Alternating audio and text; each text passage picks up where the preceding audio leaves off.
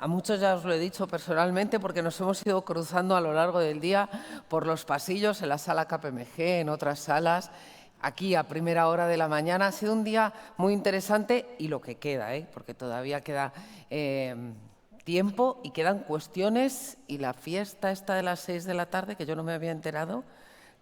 Hay DJ, todavía andamos discutiendo qué tipo de música, pero será entretenida seguro.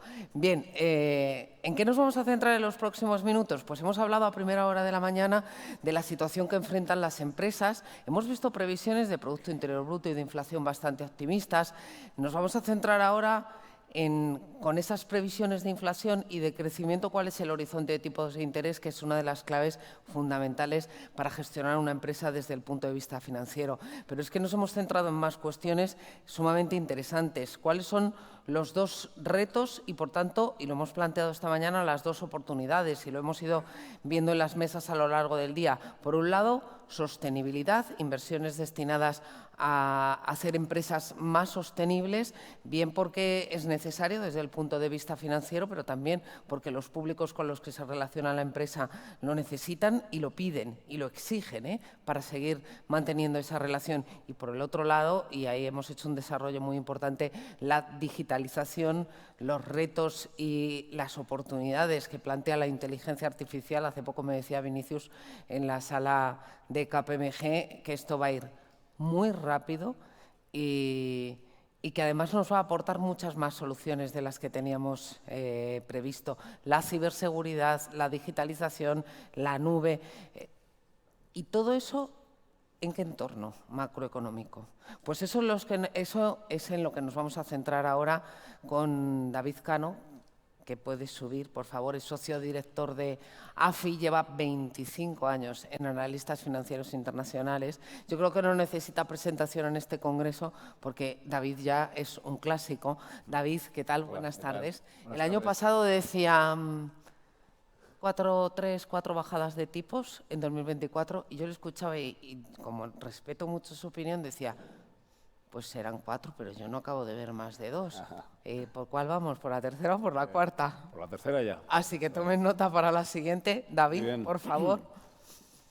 Lo de los tipos de interés, que nos interesa a todos, lo dejamos para el final. Te voy a enlazar con la mesa de esta mañana, porque hay una cuestión que les he dicho, eso dejadlo ahí, porque eso es un tema que quiero hablar con David esta tarde.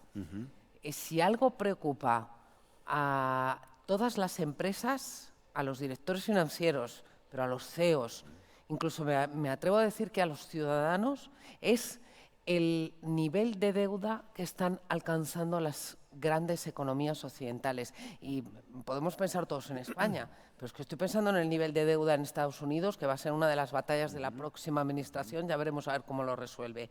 ¿Tenemos que preocuparnos por ese nivel de deuda? Muy bien. Bueno, lo primero, buenas tardes y muchísimas gracias a SED por la invitación y a todos vosotros por la asistencia. Es verdad, el nivel de deuda pública es excesivamente elevado en la práctica totalidad de países y en algunos países en donde no es el caso, que es Alemania, de lo que se está planteando es que si tal vez ese es su problema, que no ha tenido un suficiente nivel de deuda y que en los próximos años, ante la reestructuración que va a tener que hacer esa economía, va a ser necesario que haya un incremento de deuda pública en Alemania porque es uno de los pocos países que, como digo, tiene cierto margen de actuación en materia de política fiscal. En el resto de economías desarrolladas el nivel de deuda es excesivo. ¿Por qué decimos que es excesivo? Porque ese es uno de los debates interesantes. Es excesivo, y esto los financieros de empresa lo van a entender bien, porque la carga de intereses de la deuda puede ser excesivamente elevado respecto a los ingresos. Porque te está quitando margen de maniobra para gastar en políticas que necesitas hacer, sean cuales sean. Y porque lo que hay que hacer es multiplicar el tipo de interés por esa deuda y ver que la carga de intereses de la deuda sobre el Producto Interior Bruto pues que no sea del orden, no sea superior al 2,5 o al 3%. Es una regla de oro que existe en economía. Afortunadamente, los tipos de interés no están tan altos como estaban en los 80 o en los 90, porque si los tipos estuvieran al 5 o al 6%, o con un ratio deuda-PIB del 120%, la carga de interés de la deuda hubiera sido absolutamente muy difícil de pagar. La ventaja que tienen los gobiernos es que están pagando tipos de interés medios bajos, un 2, un 3%, y que por lo tanto la carga de interés de la deuda, a pesar de que tu nivel de deuda PIB es muy alto, no está siendo demasiado elevado. Y eso es un poco lo que está permitiendo convivir con un nivel de endeudamiento elevado. Pero claro que hay que recomendarles disminuir ese ratio deuda-PIB y hay que hacerlo al menos por 3 motivos, ¿no? El primero, porque no sabes muy bien cuándo va a venir la próxima crisis económica. Nos hemos librado en los últimos 2, 3 años de la famosa y casi segura crisis económica, pues finalmente no se ha producido, pero no sabes cuándo va a venir la siguiente, porque además hay gastos que vienen por delante que son importantes. Por ejemplo. Bueno, ahora vamos a los gastos. Dime la tercera razón. Que vienen por delante y a su vez tenemos dos. Por un lado, la descarbonización. Eso es un asunto en el que no solo las empresas están implicadas, no solo los agentes, sino que el sector público va a tener que estar implicada en la descarbonización y eso cuesta dinero. Van a estar implicados, al menos en Europa, en un incremento del gasto en defensa, en seguridad. Se acabó el dividendo de la paz que hemos disfrutado en Europa y eso implica que tengamos que incrementar nuestro gasto público en defensa al menos hasta el 2%. Y luego otra tendencia es la asociada a la longevidad y al envejecimiento. Es muy satisfactorio como ser humano que se haya alargado la esperanza de vida, es muy satisfactorio ver la longevidad, pero tenemos que ser conscientes, y ahora hablo como economista, que es caro. La longevidad es cara. El envejecimiento, y aquí conviene señalar dos cosas, longevidad es que vivamos mucho, afortunadamente, y envejecimiento es que no siempre vivimos en buenas condiciones. Las dos cosas son caras en términos de gasto público, ¿no? Y por tanto, si todo eso lo juntamos, aunque es verdad que los Estados están siendo capaces de mantener y financiar un nivel de deuda PIB del 120 porque los tipos de interés son más bajos de lo que hubiéramos pensado hace 20 años, el reto por delante es colosal y los economistas tenemos que advertir a los Estados que tienen que ponerse manos a la obra para intentar reducir ese ratio deuda Producto Interior Bruto y tratar de llevarlo en la medida de lo posible hacia esa zona del 80% que parece más recomendable. Empiezo a ver que bajar la deuda va a ser complicado si tenemos todos esos retos, descarbonización, envejecimiento, etcétera, bajar la deuda en niveles absolutos, con lo cual la única opción que tienes es hacer crecer el PIB. Exacto. Claro, es que si no, ¿y cómo haces crecer el PIB? ¿Lo vas a hacer crecer de forma nominal? Después hablamos de los tipos de interés, porque circula por ahí la teoría de que van a bajar mucho los tipos de interés para generar cierta inflación que baje el peso de la deuda pública en las cuentas públicas, que seguramente no va desencaminada y por la cara que me pones probablemente estés de acuerdo. Bueno, y de hecho es verdad, una de las vías para reducir el ratio deuda PIB, ese PIB es nominal. Es un poquito de inflación. Y es un poco de inflación, al final esto es importante que señalarlo. Al final pagan ahorradores y consumidores. Sí. Y los políticos también, porque al final gran parte de la clave de por qué los demócratas han perdido las elecciones en Estados Unidos tiene que ver con un aumento de la inflación. Es verdad que ha habido inflación en todos los países, pero el ciudadano norteamericano, el ciudadano estadounidense, le ha penalizado al gobierno. Fijaos, lo llevo al caso de la economía española, ¿no? España está reduciendo su nivel su ratio deuda-Producto Interior Bruto sin que haya habido un fuerte incremento del déficit público, algo se ha disminuido, pero sobre todo lo que nos ha pasado aquí en España es que estamos teniendo un crecimiento del Producto Interior Bruto del orden del 8% en términos nominales. No, si yo veo que el PIB español crece al 3%, ya en términos reales, pero tenemos un deflactor del PIB del orden del 5% y por lo tanto el denominador del ratio deuda-PIB ha subido un 8%. Por lo tanto es tentador, si tu objetivo y tu mandato es reducir el ratio deuda-PIB, es tentador tener una inflación más alta porque es una de las vías que matemáticamente te permiten reducir ese ratio. Tienes que ser consciente de que eso no dura mucho y de que eso seguramente te puede costar votos. Tiene una penalización política. Y va a tener una penalización política. Por lo tanto, es un recurso del cual yo no abusaría o, desde luego, no recomendaría a un presidente del Gobierno utilizarlo porque seguramente es negativo. Lo que pasa es que tampoco está en tu mano. Quiero decir, en la medida en que tienes cedida la soberanía en política monetaria, en este caso al Banco Central Europeo, hombre, tú puedes jugar. Sí. en función de los tipos de interés. No es la misma situación que la de Alemania en términos de Producto Interior Bruto que la de España, y sabes que van a mirar un poquito más a Alemania porque siempre la cuidan un poquito más.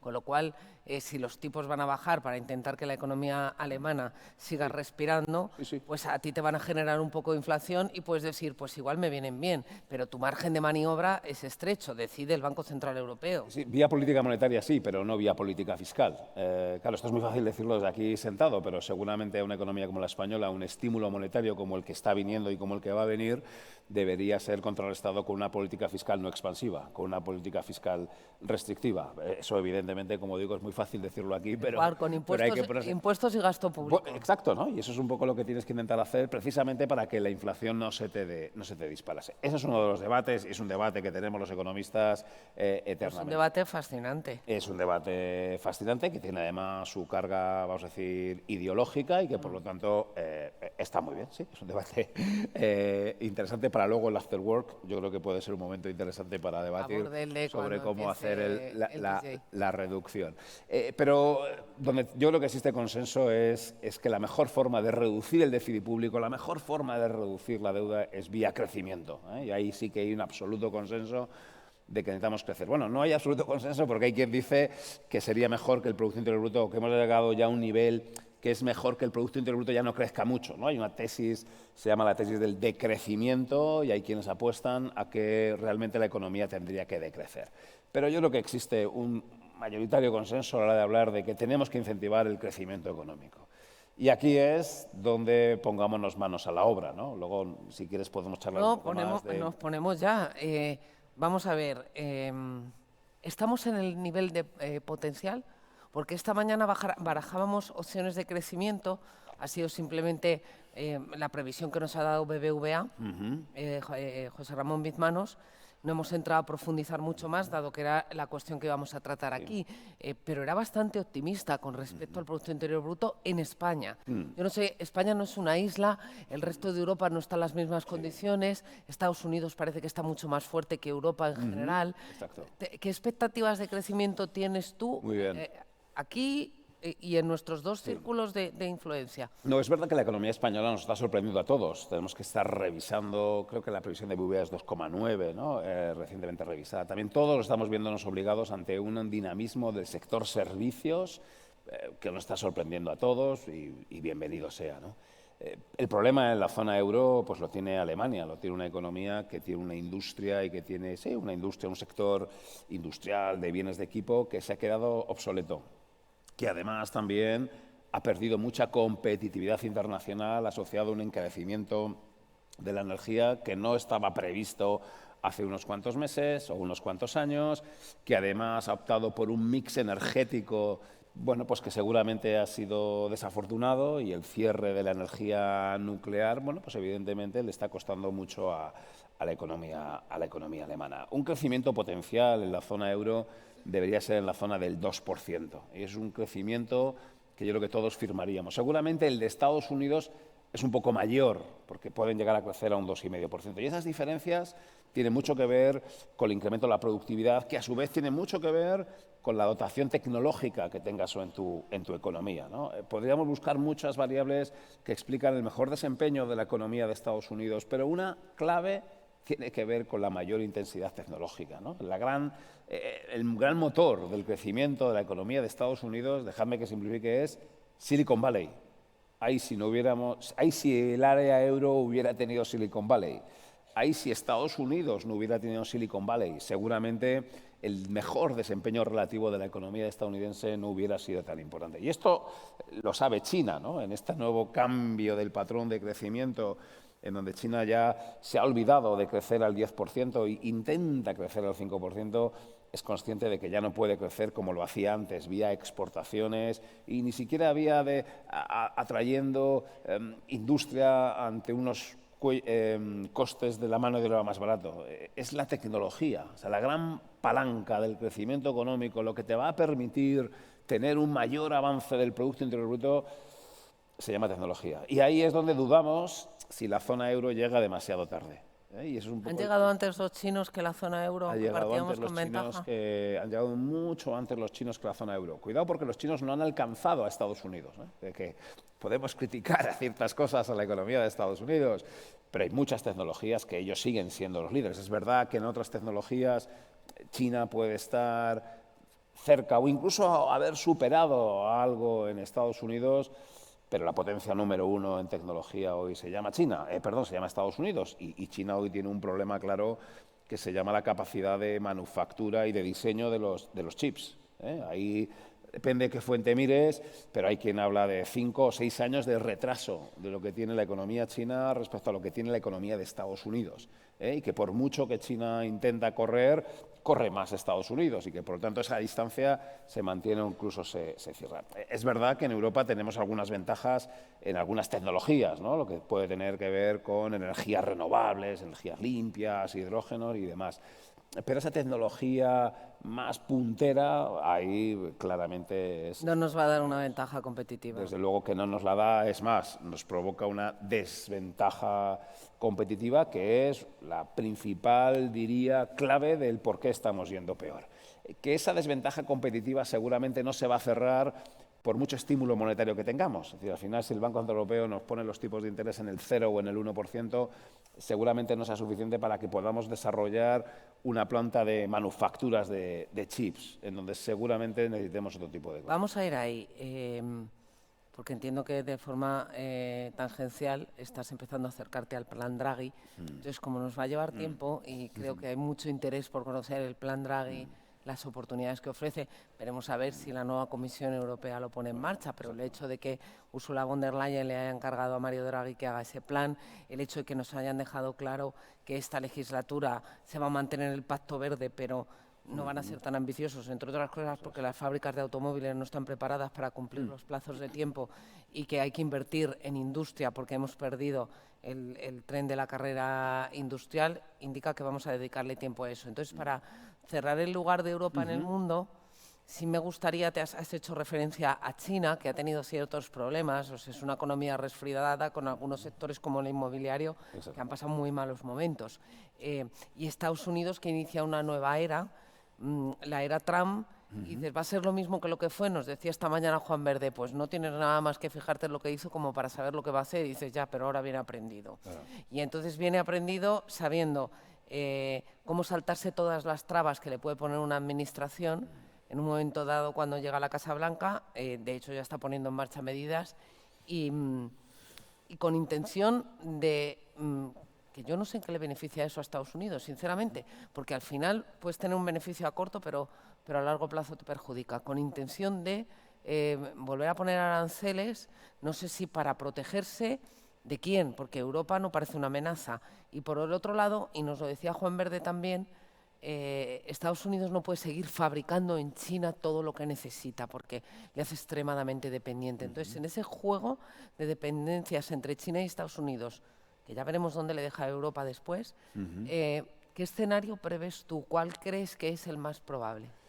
Bueno, es verdad que el Trump 2.0, ¿no?, como se le denomina, tiene elementos diferenciales, porque ya ha estado en el gobierno y porque ya sabe que en muchas de las medidas perdón, que en campaña tú puedes decir, luego hay que ponerse y ejecutarlas, ¿no? La elección del secretario del Tesoro, ¿no?, del ministro de Economía, que es una persona que viene de Wall Street, lo interpretamos de forma positiva, porque es una persona que sabe cómo funcionan los mercados financieros, es una persona pragmática, y eso sí que se ha interpretado como que seguramente de todas esas potenciales medidas que iban a tomar, bueno, pues seguramente tomen bastante menos.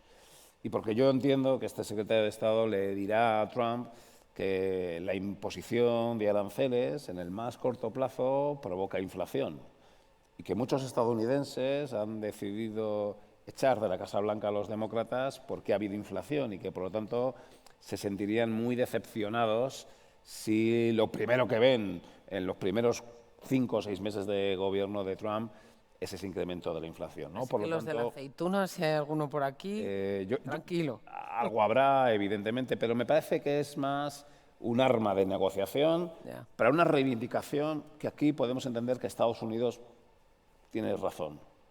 Oye, Europa, espabila. Oye, Europa, tienes que gastarte el dinero en armas. Oye, Europa, tienes que hacer cosas que son las que yo hago y te gustarán más o menos. Pero si quieres que seamos aliados, no te queda más remedio que hacerlo. Claro que nos parece adecuado, y eso también tiene componentes ideológicos y por lo tanto se puede discutir. Claro que nos parece adecuado el estado del bienestar que tenemos en Europa. Claro que tenemos un nivel de vida que es superior en media al que se puede tener en Estados Unidos, pero ha llegado un momento en que tenemos que reflexionar cuál es el coste económico de eso, ¿no? Y sobre todo tenemos que reflexionar que Estados Unidos considera que nos estamos equivocando. Y ese es el planteamiento que dice Estados Unidos. Estoy simplificándolo un poco y estoy aligerándolo un poco, pero... Si Estados Unidos no te lo tuviera que pagar, dirías, bueno, pues si pero te piensas dice que me Estados equivoco, es Unidos, tu oye, problema, yo pero tengo una como te forma lo de tiene que hacer financiar. las cosas, te gusta más o te gusta menos, mi forma de hacer las cosas está funcionando mejor que tus formas de hacer las cosas. Es verdad que las cosas de hacer las cosas en Estados Unidos tienen implicaciones negativas, pero también como lo hacemos aquí, y por tanto el nuevo orden mundial es Europa elige. ¿Quieres estar conmigo o quieres estar...? Esto seguramente es lo que piensa Trump. Pasa que luego tiene sus formas de expresarse que igual no son tan polite y son un poco más directas, pero... Qué polite eres. Pero viene, yo creo que va un poco, que va un poco en esa dirección, ¿no? Oye, Europa, tienes que decidir. Y si quieres si quieres que seamos aliados, lo siento, pero mando yo y tienes que hacer las cosas como yo digo. Y si no, tú mismo decides si quieres ir por libre o te quieres ir con China o quieres hacer otro tipo de estrategias de política económica, ¿no? Hombre, las instituciones europeas lo tienen muy claro, que esta tiene que ser la legislatura de la industria. Otra cosa es cómo hagan lo de la industria. Hombre, cuando nos ponemos a hacer algo, Sí. lo hacemos. Mira lo del Pacto Verde. Se empeñaron en desmontaron todo el diésel o prácticamente y ahí tenemos las fábricas de vehículos eléctricos. Entonces, si esta es la legislatura de la industria, la clave es cómo vas a convertir a Europa en un continente que recupere, no sé si el 20 o el 25% de industria deberíamos tener para tener una economía con más potencial de crecimiento. Tenemos capacidad, el plan Draghi es la respuesta. Exacto. Yo no sé si hacer de la necesidad virtud. Sí. Tú me dices que yo como socio de la OTAN tengo que tener una inversión del 2% del PIB en industria de defensa. Resulta que me vas a dejar solo con Putin a la puerta porque tengo la guerra en Ucrania, que es Europa, entre o no en la Unión Europea, está ahí y es Europa, y me vas a decir, defiéndete tú si quieres. A lo mejor la necesidad de invertir en industria se traduce en necesidad de invertir en industria de defensa, que eso puede propiciar un desarrollo tecnológico, primero para la defensa, pero después en la industria civil, brutal. Con cargo a deuda pública, como plantea Draghi, porque yo creo que ese va a ser el plan, la parte más controvertida probablemente de ese plan. Está bien. El informe de Draghi lo que ha hecho es un cálculo de cuál es la inversión que habría que hacer. Luego no entra tanto a decir si tiene que ser pública o privada, ¿no? Implícitamente lo que viene a decir es, mira, esto evidentemente los estados con su nivel de deuda no lo pueden pagar, estaría muy bien que fuera inversión todo privada, pero tenemos que ser conscientes de que es difícil que en Europa todas las necesidades de financiación se movilicen a través del canal privado, porque aquí hay un problema y ahora me voy a meter con otro agente con el que normalmente se mete poco la gente, pero yo me quiero meter con ellos para intentar incentivarlos, ¿no? Yo creo que en Europa hay ingenieros, yo creo que hay un cierto interés por innovar, no creo que haya un problema de esto, pero faltan inversores. Hay un exceso de ahorro, hay poca predisposición a asumir riesgo. De esto también advierte el informe Draghi. A diferencia de lo que sucede en Estados Unidos, donde es mucho más normal encontrar que un ciudadano normal y corriente sí está mucho más predispuesto a coger su dinero y a asumir riesgos por él. O sea, que tú crees que eso es cultural, no económico. Absolutamente. O sea, son muchas las variables que explican el por qué tenemos este déficit de inversión respecto al que tienes en Estados Unidos. Ahorro en la economía europea existe. De hecho, este área es un área que tiene superávit en la balanza por cuenta corriente y, por tanto, ahorro existe. Lo que pasa es que ese ahorro no está dispuesto a asumir riesgo, ¿eh? Por eso digo, aquí provoco y seguramente alguien en su asiento se está revolviendo porque no le parece adecuado lo que estoy diciendo, pero eso es lo que necesitamos. A todos se nos llena la boca y estoy encantado que digamos vamos a desarrollar un polo industrial de una empresa de semiconductores. en Burgos, que yo soy de Burgos y siempre reivindico que hagamos cosas en Burgos. Tú llévatelo a Estupendo. Castilla y León, que Hagámoslo yo allí, también soy- seguramente hay ingenieros, perfecto, seguramente esa parte del ecosistema lo tenemos, pero falta una pieza. Y lo que falta es, bueno, ¿y quién va a poner su dinero para que arriesguen? Como diría uno, no, que arriesguen otros. Bueno, no, espera. Igual que no que inventen otros, tenemos que invertir, innovar nosotros, tenemos que asumir el riesgo. Esto el informe Draghi entra mucho en ello y pone algún gráfico, como es, por ejemplo, el desarrollo de los fondos de capital riesgo o el desarrollo de los fondos de Pero private el equity. problema es que a lo mejor no tienes el escenario regulatorio adecuado para incentivar a ese ahorro a transformarse en inversión. Quiero decir, ¿tienes incentivos fiscales? ¿Tienes seguridad económica? Sí. A lo mejor hay que ir por ahí para sacar ese ahorro de la madriguera. Bueno, seguramente haya la necesidad de un desarrollo de una mayor cultura financiera, no digo que no, y que se considere mucho más normal que yo coja mi dinero y lo saque de un depósito bancario y lo invierta en un fondo de capital riesgo. Seguramente sacar dinero de un depósito para llevarlo a un fondo de capital riesgo es dar 5 saltos mortales. Seguramente hay puntos intermedios que te permiten que ese camino sea mucho más alisado, ¿no? Mucho más. Pero esto es lo que pasa en Estados Unidos. Cuando tú hablas con colegas en Estados Unidos, claro, nos morimos de envidia porque el ecosistema inversor, en todas las piezas, claro, yo estoy hablando más como financiero. Claro. Si hablas con ingenieros, ellos igual, seguramente el entorno regulatorio, igual allí es más laxo que el que podemos tener aquí, no me cabe ninguna duda, pero yo la pieza que conozco bien tiene que ver con esa cultura financiera. Luego, cuando hablas con los inversores, no necesariamente lo achacan a que no hay incentivos fiscales, no necesariamente lo achacan a que no haya tanto un entorno regulatorio, sino que es que me da miedo. Hombre, es que cuando no sabes de lo que estás hablando, porque no te lo aprendes en el colegio, pues eso es ya podemos irnos mucho más atrás, pero eso es una cuestión que se lleva planteando desde la crisis de 2008. Pues seguramente ese es el punto. Y ahí es donde el Estado puede ejercer de una especie de palanca de acción. Es decir, venga, voy junto. Estado inversor. Porque esto no va seguramente de que el Estado tenga gasto público o inversor. Se montan fondos de inversión, se montan vehículos de inversión, donde el Estado se compromete a poner una determinada cantidad y los agentes privados deciden poner otra determinada cantidad. Pero fijaos, y no solo tal vez tú como ciudadano, sino a través de vehículos en los que invierten. Nosotros asesoramos varios fondos de pensiones, por ejemplo, de empresas importantes, y miramos con mucha satisfacción cómo dentro de esa cartera, de esos fondos de pensiones de empleo grandes, cada vez hay más presencia. Por ejemplo, de capital riesgo. Y tal vez esa es la forma indirecta en la que un pequeño ahorrador, a través de su fondo de pensiones, sin saberlo del todo, está invirtiendo en un fondo de capital riesgo que resulta que lo que está haciendo es invertir en capital en empresas españolas que son startups. Porque creo que lo que hace falta es capital.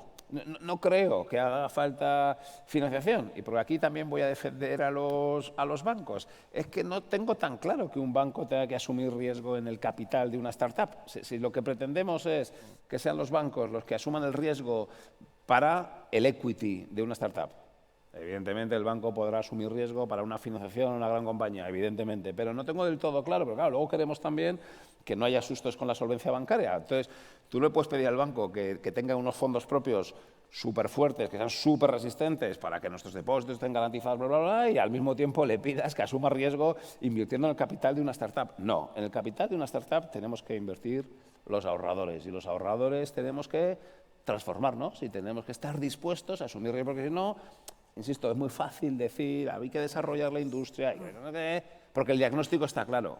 Hay que desarrollar la industria y está muy bien el hilo argumental que estamos teniendo. Si queremos reducir la deuda PIB, hay que crecer el PIB. Si queremos que crezca el PIB, hay que desarrollar la industria. Si queremos desarrollar la industria, necesito inversores en capital. Pues vamos a tener que dar clases de riesgo financiero y demás. Bueno, yo ahí dejo la idea. Has hablado de invertir en defensa De alguna manera, invertir en defensa es invertir, y es otra de las cuestiones que además se ha planteado en las distintas mesas a lo largo del día en este Congreso, en tecnología, en desarrollo de inteligencia artificial y en la implementación en los procesos de toma de decisiones en las empresas. Me falta un vector que es el de la sostenibilidad. Muy bien, muy bien. Y la sostenibilidad también tiene un componente, bueno, iba a decir, también tiene un componente financiero. Es que yo hay veces que no sé si estamos hablando de carbono o estamos hablando de transferencia de rentas. Creo que lo comentaba con algunos de vosotros en el pasillo. ¿Cómo va a incidir eso en la distribución de las rentas, en el crecimiento de las distintas zonas del mundo? Muy bien. No tiraría hablando una hora, porque no te he preguntado ni de América Latina, ni de África, pero en fin, No, me pues, acabo el tiempo. La sostenibilidad, que como tú dices, es un título de sostenibilidad. Luego habría que entrar, analizar bien en qué consiste y distintas diferencias. Pero podríamos pensar que Europa ahí tiene un Ha plan. invertido mucho ya. Tiene un plan. Y el plan es que la sostenibilidad sea la gran ventaja competitiva de dentro de una década. Y no digo que no. Esto habría que discutirlo, pero Tampoco dices que sí. es que no lo sé. Porque yo creo que ahí, evidentemente, como economista, yo no tengo criterio para saber si la sostenibilidad nos va a dar un rendimiento positivo y sobre todo porque también va a depender de lo que hagan nuestros dos principales rivales, porque eso son todas las cosas que a mí me gustaría que cada vez quede más claro. Esto no va de España contra Italia, Italia contra Alemania, Alemania contra Francia, porque normalmente tampoco hablamos de cuál es la situación de la economía de Florida o cuál es la situación de la economía de Michigan. Hablamos de la economía de Estados Unidos en su conjunto, y a mí me gustaría que la habláramos de la zona euro en su conjunto, si realmente queremos competir contra Estados Unidos y contra China. Que insisto, alguno dirá, yo no quiero competir contra esos dos, porque yo lo que quiero es competir contra Francia o contra la otra comunidad autónoma o contra la otra provincia. Bueno, pues eso evidentemente es un debate distinto, porque estamos en un entorno macro global y queremos competir como digo, Europa está apostando por la sostenibilidad. Ojalá sea la gran ventaja competitiva y ojalá dentro de 10 años resulta que tú, por ser una economía sostenible, esta misma conversación dentro de 10 años, digo, oye, qué bien Europa porque resulta que dio con la clave, hoy es una economía sostenible y sin embargo China no dio con la clave y se está quedando súper atrás. Ojalá. ¿Cuál está siendo el problema? Y tú lo has hecho muy bien en la introducción, que el balance de estos 2 años no está siendo lo esperado.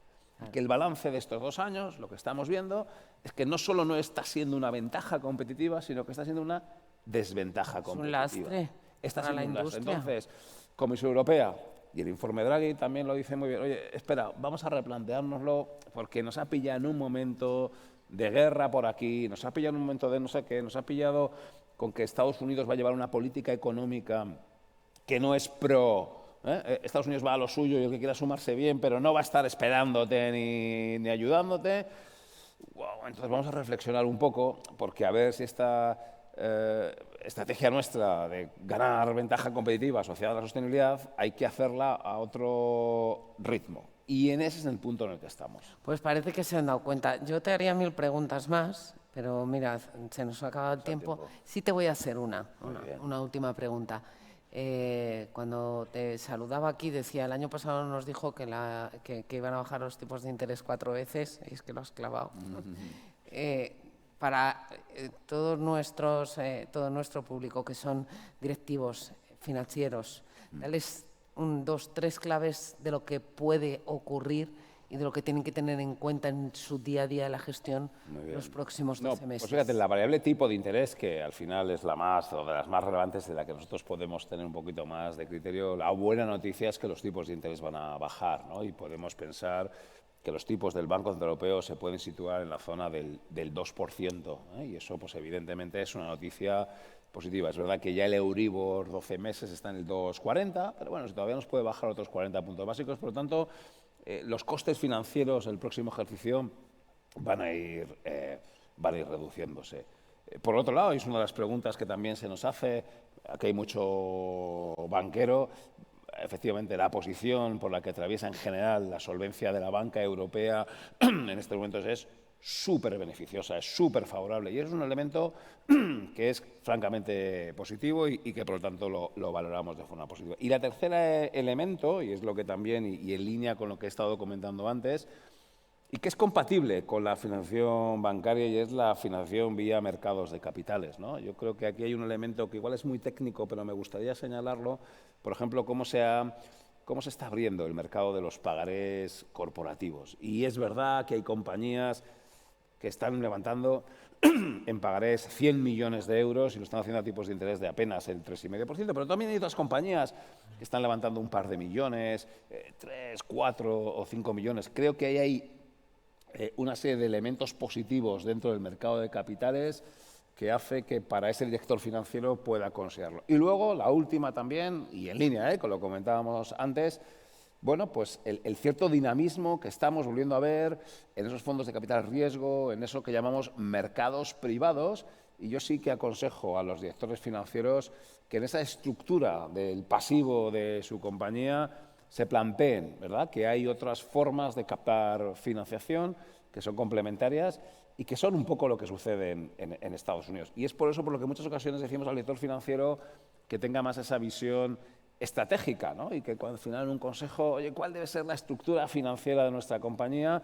Bueno, yo creo que ahí el CFO evidentemente tiene un papel muy a favor, además de ser la persona encargada de entender y explicar cómo va el mundo, cómo va la geoestrategia y demás. Bueno, reivindicar ese papel estratégico del director financiero. Pues al año que viene te pasamos el Vale. examen, ¿no?